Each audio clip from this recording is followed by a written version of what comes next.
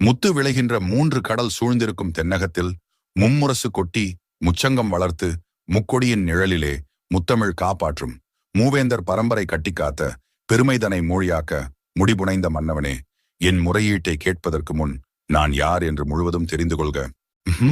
எடுத்துரைப்பாயாக நீ யார் என்று. கையில் ஒற்றை சிலம்பினை எமனது பாசக்கயிறாக ஏந்தி வந்து நிற்கும் கண்ணகி, நீதி வழுவா நெடுஞ்செழிய பாண்டியனான உம்மை துணிந்து இகழ்ந்துரைக்க வந்திருக்கும் கண்ணகி ஆவேன் நான். என்ன பிதற்றுகிறாய்?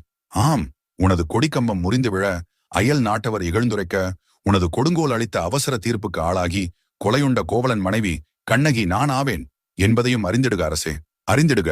ஓ, கோவலன் மனைவி, சிலம்பு திருடிய கள்வனின் மனைவி, யாகாவாராயினும் நாவடக்கம் வேணும் மன்னா, நாவடக்கம் வேணும். யார் கள்வன்? என் கணவனா கள்வன்?